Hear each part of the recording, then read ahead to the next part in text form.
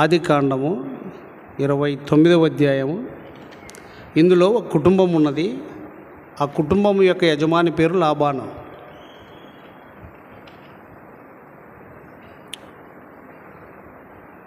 ఈ లాబానుకు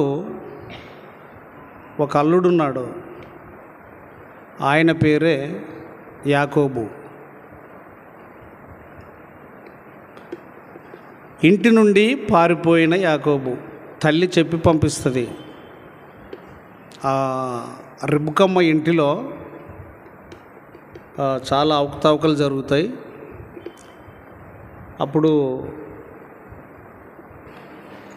తల్లి గుర్తుపట్టి, మీ అన్న నీ మీద చాలా కోపంగా ఉన్నాడు, నువ్వు ఇక్కడ ఉండొద్దు, నీ మీద కోపము తీసివేయబడే వరకు నేను చెప్పిన చోటుకు వెళ్ళు అని తన సొంత పుట్టినింటికి పంపిస్తుంది. అది లాబాను కుటుంబం.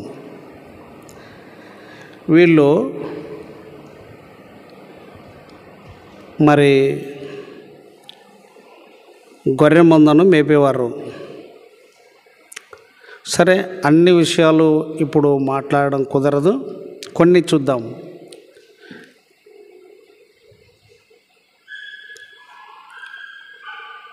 మొత్తం మీద అడవిలో ఉన్న గొర్రె మందకు నీళ్లు చేది పెట్టిన తర్వాత, ఇంత త్వరగా ఎట్లా వస్తారమ్మా మీరు, రోజు ఇట్లా రారు కదా అని అంటే, ఎవరో ఒక ఆయన ఇట్లా ఆ బండను దొబ్బి నీళ్లు చేది పెట్టినాడు అని అంటే, మరి ఎందుకు ఇడిసి వచ్చినారు అని ఇదంతా మాట్లాడిన తర్వాత ఇంటికి తీసుకొని వెళ్తారు. ఒక 1 నెల రోజులు ఉంటాడు అక్కడ కాపురం. ఎంత బంధువైనా, ఎంత నా ఎముకనంటిన వాడవైనా ఊరికనే కొలువు చేస్తావా? నీకు జీతం ఏమి ఇవ్వాలని చెప్పు, నేను ఏర్పాటు చేస్తాను, నీకు కూడా సరిపోతుంది అని అంటే, అప్పుడు యాకోబు జీతము అడగక, నీ కుమార్తె అయిన రాహేలు ఉన్నది కదా చిన్నది, నేను ఆమె కోసము 7 ఏండ్లు కొలువు చేస్తాను అని చెప్తాడు. అంటే గాసముంటాను అంటాడు. 7 సంవత్సరాలు. ఎవరు ప్రశాంత? చూడొద్దులేమ్మ, వినండి. 7 సంవత్సరాలు నేను కొలువు చేస్తాను అని చెప్తాడు. సరేలే అని ఒప్పుకుంటాడు. 7 సంవత్సరాలు రాహేలును ప్రేమించటం వలన అవి ఆయనకు లెక్క లేకుండా 7 సంవత్సరాలు అయిపోతాయి. నా దినాలు పూర్తి అయిపోయినాయి కదా, నీ చిన్న కుమార్తెను మరి నాకు ఇవ్వవా అని అడిగితే, సరేలే అని రాత్రి విందు ఏర్పాటు చేసి వారిద్దరిని ఒకటిగా ఏర్పాటు చేస్తాడు. రాహేలు యొక్క రూప సౌందర్యానికి యాకోబు మగ్ధుడై, ఇష్టుడై, అందం యొక్క మైకంలో ఆ రాత్రి సరిగా గుర్తించక, పొద్దున చూస్తే రాహేలుకు బదులు లేయ ఉంటుంది అక్కడ. గాసం చేసినది ఎవరి కొరకు? మాట్లాడాలి. ఎవరి కొరకు మాట్లాడాలి అంటున్నా? మాట్లాడండి. ఎవరి కొరకు? కానీ అప్పగించింది ఎవరిని? లేయ. లేయ జబ్బు కండ్లది, రూపము కోల్పోయినది, సరి అయిన చక్కనిది కాదు. రాహేలు అంతటి అందానికి సరిపోయినది కాదు. పొద్దున వాళ్ళ మామ దగ్గరికి వెళ్ళి, ఇదేంటి మామ ఇట్లా అన్యాయం చేసినావు? ఇక్కడ ఒకటి గుర్తుపెట్టుకోవాలి, ఈ యాకోబు వాళ్ళ ఇంట్లో ఏశావును మోసం చేస్తాడు 2 సార్లు. మోసం ఎవరైతే చేస్తారో వాళ్ళకు మోసమే చేయబడేది. లోకం ఈ తంతులోనే ఉంది. అది చాలా లోతైన పాఠము, అంత సుదీర్ఘంగా ఇప్పుడు వెళ్ళలేము. అంటే అప్పుడు లాబాను అంటాడు కదా యాకోబుతో, సరే పెద్ద పాపను ఇడిచిపెట్టి చిన్న పాపను ఇచ్చేది మా దేశపు మర్యాద కాదు, ఒకవేళ అన్యునికి ఇచ్చే బదులు నీకు ఇచ్చేది మంచిది, మరి 7 ఏండ్లు కొలువు చెయ్యి, అది పూర్తయిన తర్వాత ఈమెను కూడా అప్పగిస్తాను రాహేలునే అంటాడు. సరే, రాహేలు ఈయనకు కావాలి కాబట్టి మళ్ళీ 7 ఏండ్లు గాసముండేకి ఒప్పుకుంటాడు. ఇప్పుడు రాహేలు కోసం ఎన్నేళ్ళు గాసం చేసినట్లు? 14 సంవత్సరాలు. దేన్ని బట్టి? రంగును బట్టి, అందాన్ని బట్టి, సౌందర్యమును బట్టి, రూపురేఖలను బట్టి బానిస అయిపోయినాడు. ఇది నేను చాలామంది బానిసలైపోతున్నారు. ఈ వివరణ తీసుకుంటే చాలా లోతుదైనది, కానీ అదే ఆదికాండము 29వ అధ్యాయంలో వచనం చూడండి, చూపిస్తాను మీకు. వచనం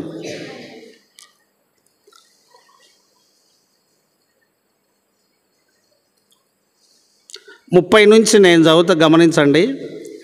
యాకోబు రాహేలును కూడెను, మరియు అతడు లేయా కంటే రాహేలును బహుగా ప్రేమించి అతనికి మరి 7 ఏండ్లు కొలువు చేశాను. 31 లేయా ద్వేషింపబడుట యెహోవా చూచి, లేయా ద్వేషింపబడుట యెహోవా చూచి. యాకోబు లేయాను ద్వేషించాడు, రాహేలును ప్రేమించాడు. లేయా ద్వేషింపబడుట ఎవరు చూచి? నేను చెప్పేది ఏమిటంటే, ఈ రాత్రికాలము ఒక అనుభవము. ఎదుట ఉన్న వ్యక్తిని నువ్వు ద్వేషించావు అంటే నీలో శరీర సంబంధమైన కార్యం ఉన్నది. అది అలా ఉంచుకొని గలతీలకు రాసిన పత్రిక 5వ అధ్యాయం 20వ వచనం చూడండి. గలతీలకు రాసిన పత్రిక 5వ అధ్యాయము 20వ వచనం.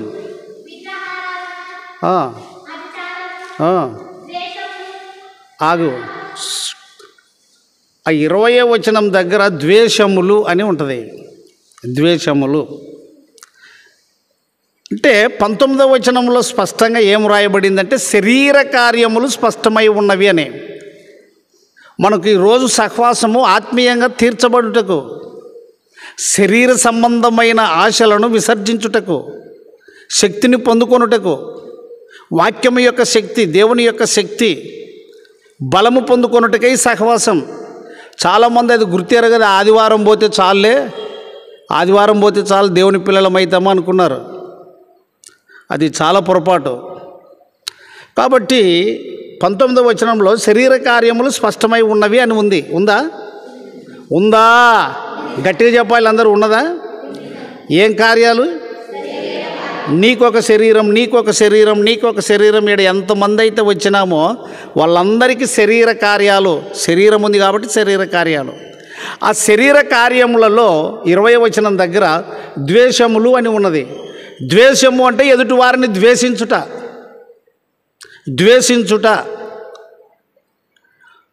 యాకోబు ఎదుట ఇద్దరున్నారు, అక్క చెల్లెండ్లు. రాహేలు ఉన్నది, లేయా ఉన్నది. యాకోబు రాహేలు యొక్క అందాన్ని బట్టి ఎవరిని ద్వేషించాడు? లేయాను ద్వేషించాడు. అయితే మీకు చూపిస్తున్న మాట ఏమిటంటే, ఆదికాండం 29కి రండి. ఆదికాండం 29 31 చదవండి.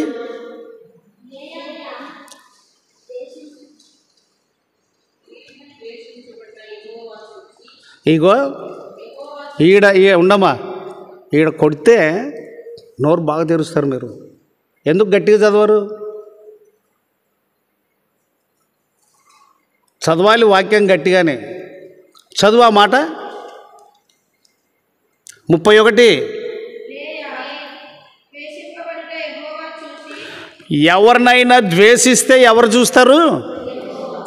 దేవుడు చూసినాడు. అంటే నువ్వు ఎవరినైతే ద్వేషించావో వాళ్ళ మీద కోపం అంతా నీ మీదకి వస్తుంది. ఈ మాట ఎప్పుడు నన్ను భయపెడుతూ ఉంటుంది. యాకోబు అది గుర్తించలేకపోయినాడు. యాకోబు మారు మనసు పొందుటకు 40 ఏండ్లు పట్టింది. 40 సంవత్సరాలు మారు మనసు పొందుటకు. 40 ఏండ్ల కిందట ఏశావు యొక్క వస్త్రం వేసుకున్నాడు, మేక చర్మం కట్టుకున్నాడు. యాకోబు అయ్యుండి ఏశావు అని చెప్పాడు 40 ఏండ్ల కిందట.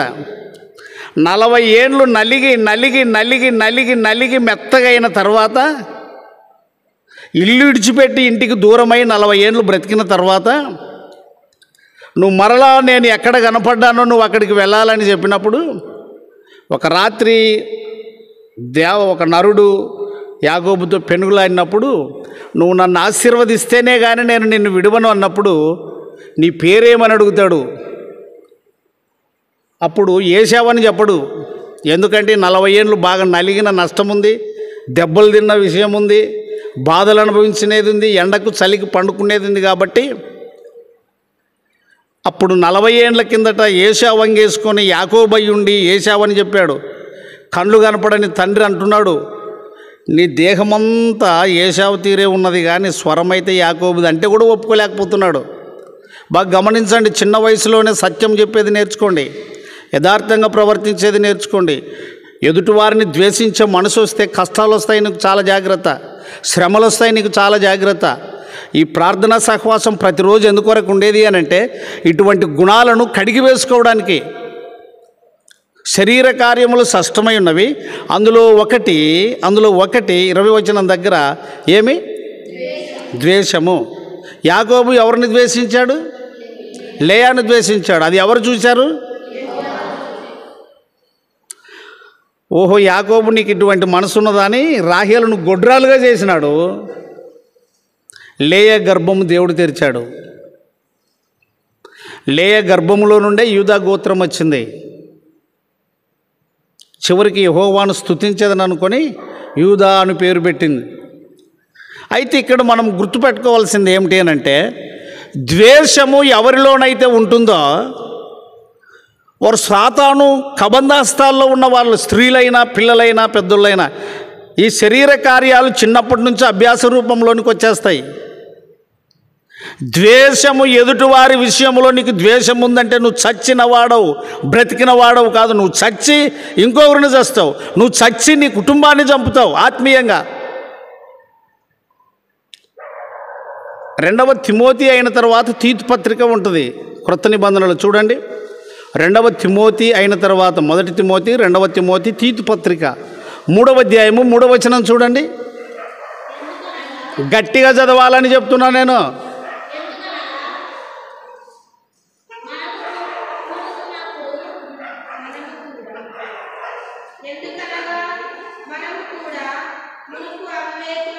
అవివేకులము మునుపు అనే క్రీస్తుని ఎరగక మునుపు అవివేకులమును, అవిధేయులమంటే లోబడని వారము, మోసపోయిన వారము. ఏ అమ్మాయి డోర్ అయిపో, ఆవిటికి ఏలగానో ఏదో గిలిబుడుతుంది ఆవిటికి. చదువు. మోసపోయిన వారమును, నానా విధాలు రకరకాలైన దురాశలకును భోగములకును దాసులమై ఉండి.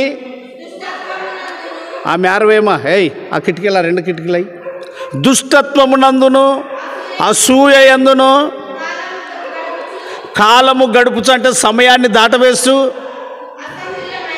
అసహ్యులమై ఒకనినొకడు ద్వేషించుచు ఉంటిమి.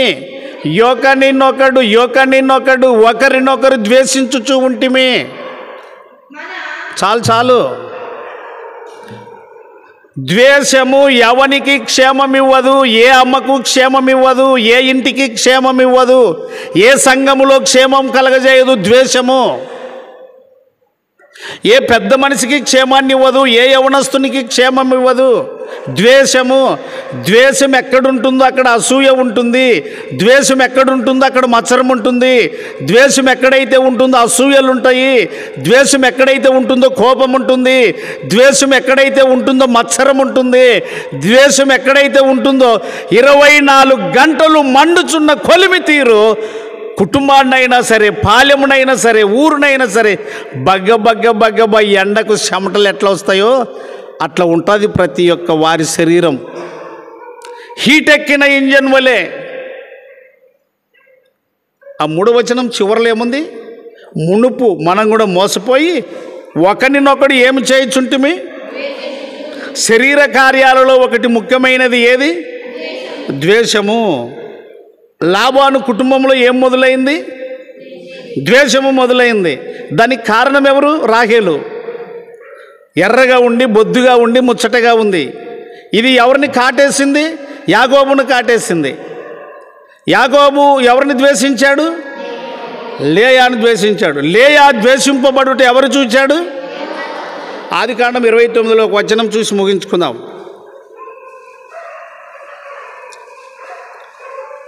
33 చదవండి.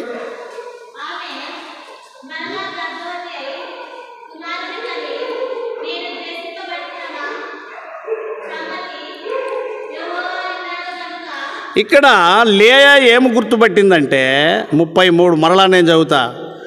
ఆమె మరలా గర్భవతి అయి కుమారునికని నేను ద్వేషింపబడితినన్న సంగతి యెహోవా విన్నాడు గనుక, ప్రభు స్తోత్రం కలుగునుగాక, ఆమేన్. నేను ద్వేషింపబడిన సంగతి నన్ను పుట్టించిన దేవుడు, నన్ను సృష్టించిన దేవుడు, నా సృష్టికర్త. ఎక్కడా మాట ఉంది తెలుసా? యెషయా 54 చూడి, యెషయా 54 5 వచనం చూడి. యెషయా 54 5,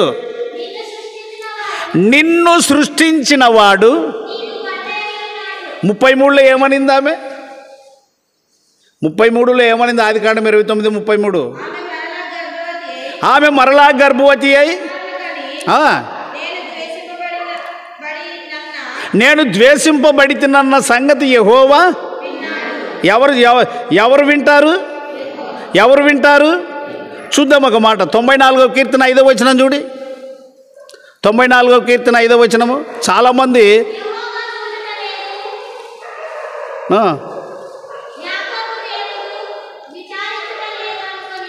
ఏం చదువుతున్నావమ్మా? నేను తప్పు చెప్పానా? కీర్తనలు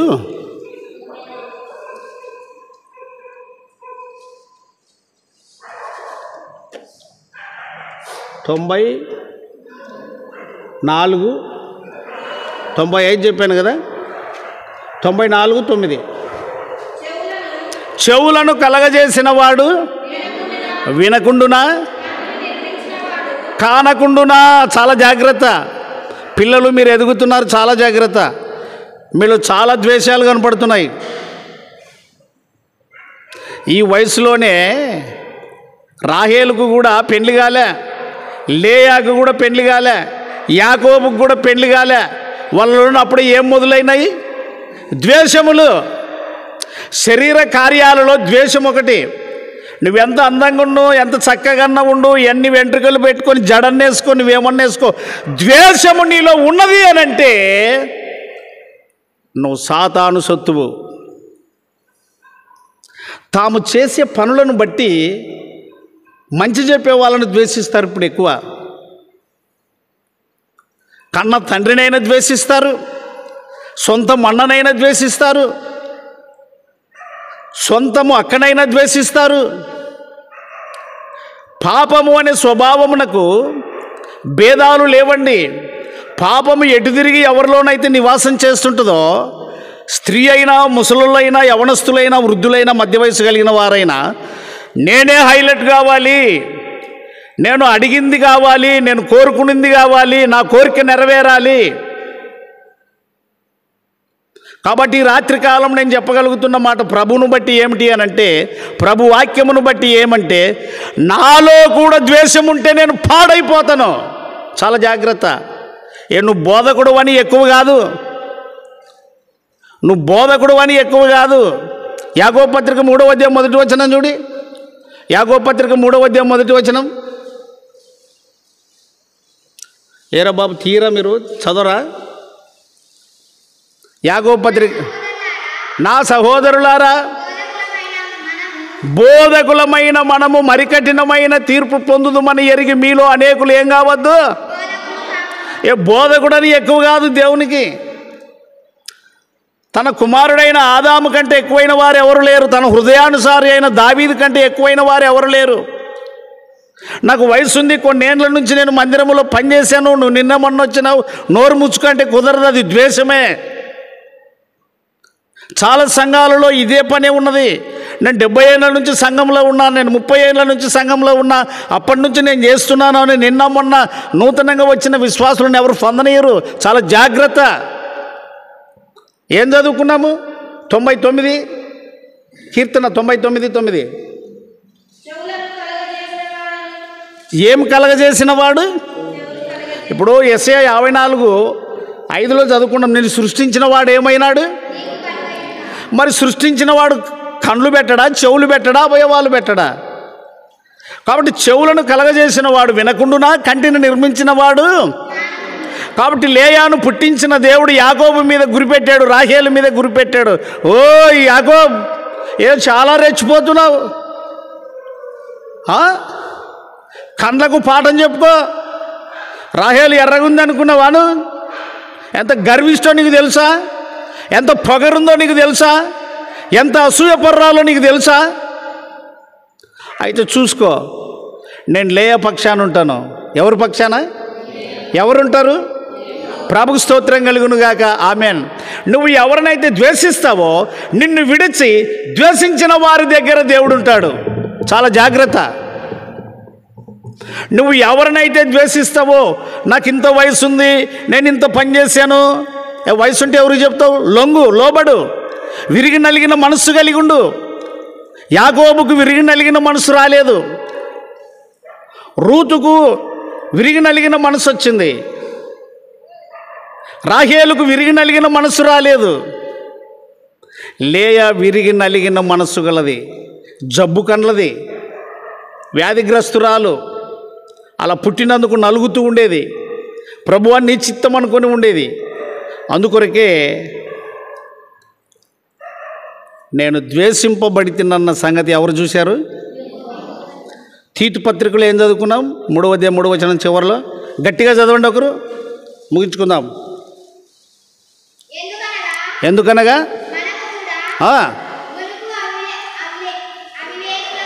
ఇగో మీకు చెప్తున్నా, మీకు కూడా పెళ్ళిళ్ళు కాలే, ఇంకా ఎదుగుతున్నారు. మునుపు అంటే బైబిల్ చదవక మునుపు అవివేకులు అంటే తెలివి లేనివారు, గ్రహింపు లేనివారు. కాబట్టి చాలా జాగ్రత్త. ఎదుటివారిని నువ్వు ద్వేషించావా? ఒకరినొకరు ద్వేషించారా? చాలా కష్టం. కొంతమంది కనబడకుండానే ద్వేషిస్తారు, ఎవరికి కనబడకుండానే, ఎవరికి వినబడకుండానే. అయితే చెవులను ఇచ్చిన దేవుడు, కంటిని ఇచ్చిన దేవుడు చూడడా, వినడా? ఓ భక్తుడు ఇలాగన్నాడు, కంటికి రేపగా కావు మాయా, నిత్యము నిన్నే కాంతునయా, కంటికి రేపగా కావు మాయా. అంటే ఈ కనుగుడ్డును రెప్ప కాపాడినట్లుగా, ఈ కనుగుడ్డును రెప్ప కాపాడినట్లుగా నువ్వు నన్ను కాపాడు అని అడుగుతున్నాడు. కనుగుడ్డుని రోజు ఏం కాపాడుతున్నాయి? అరే తెలియదా? కళ్ళు ఎందుకు ముచ్చుకుంటావు? దుమ్మురానా బర్రున దుమ్ము వస్తే కన్ను రెప్పలు ఎందుకు ముచ్చుకుంటావు? ముచ్చుకుంటావా, తెరుచుకుంటావా? ఎందుకొరకు? ఆ రెప్ప ఏమిటిని కాపాడుతుంది? కనుగుడ్డుని. జకర్యా గ్రంథంలో అంటాడు, మిమ్మును అంటే నా యందు విశ్వాసం ఉంచిన వారిని ఎవడైనా ముడితే నా కనుగుడ్డును ముట్టినవాడు. ఇప్పుడు లేయాను ద్వేషించాడు. ఎవరిని ద్వేషించాడు? దేవుణ్ణి ద్వేషించాడు. లేయాని ఎవరు పుట్టించారు? చాలా జాగ్రత్త. ఇరుగు పొరుగు వారి విషయం, నీ కుటుంబంలో కానీ, నేనేదో బోధ చేస్తున్నానని దేవునికి ఇష్టడని గాను, ఏదో నువ్వు ఇంకేదో చేస్తున్నావని దేవునికి ఇష్టం కాదు. అందరము ఆయనకు లోబడాలి. అందరము ఆ ద్వేషం అనే దాన్ని పాతి పెట్టాలి. యేసుక్రీస్తు నామములో ద్వేషమును నువ్వు జయించాలి. శరీర కార్యములలో అదొకటి. ద్వేషమున్నవాడు ఎవడు బాగుపడడు, ఇంకొకరిని బాగుపడనీయుడు. బాగా గుర్తుపెట్టుకో. ఏ అక్క బాగుపడదు. మార్తమ్మ కూడా ద్వేషం చూపింది, యేసు ప్రభువునే గద్దించింది, నీకు చింతలేదా అని. ద్వేషం ఎంత పని చేస్తుందో తెలుసా?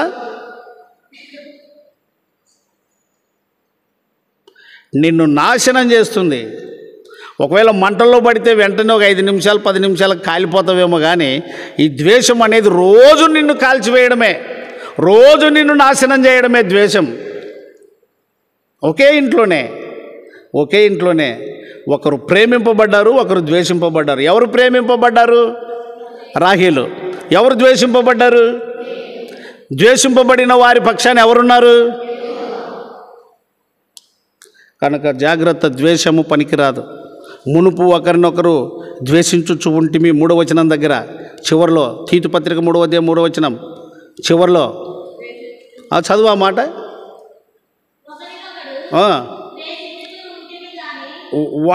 ఇప్పుడు నన్ను నేను ద్వేషించుకోలేను, నన్ను ఎట్లా నుండని నన్ను బాగానే, నువ్వు ఎట్లా నుండు, ఇది ముచ్చట ఎవరికైనా. కానీ ఎదుటివారి విషయం జాగ్రత్త, ఎదుటివారి విషయం జాగ్రత్త. అందుకొరకే ఎదుటివారి విషయంలో దీన మనస్సును వస్త్రం ధరించుకోమని చెప్తాడు. 1 పేతురు పత్రిక 5వ అధ్యాయం చూడి 5వ వచనం.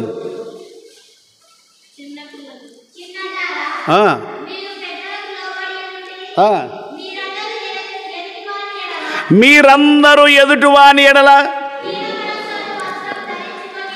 ఏ మనస్సు, ఏ మనస్సు, యేసుప్రభుకి ఏ మనస్సు ఉన్నది? మరి ద్వేషం అనేది పోవాలి అంటే యేసుప్రభు నీలో ఉండాలి. ఈ వాక్య భాగాన్ని హృదయంలో ఉంచుకోండి. ద్వేషం ఉందేమో చూసుకో, ఈ రాత్రి ఇక్కడనే వదిలిపెట్టిపో. యేసయ్య ఇది నువ్వే తీసుకో, మా చేత కాదు. ద్వేషం ఉన్న వారికి ఎవరికి నెమ్మది ఉండదు. ఎంత లేచిన వాళ్ళైనా, శాతగాని వాళ్ళకి కూడా నెమ్మది ఉండదు. అందరు లేచి నిలబడదాం, ప్రార్థన చేసుకుందాం.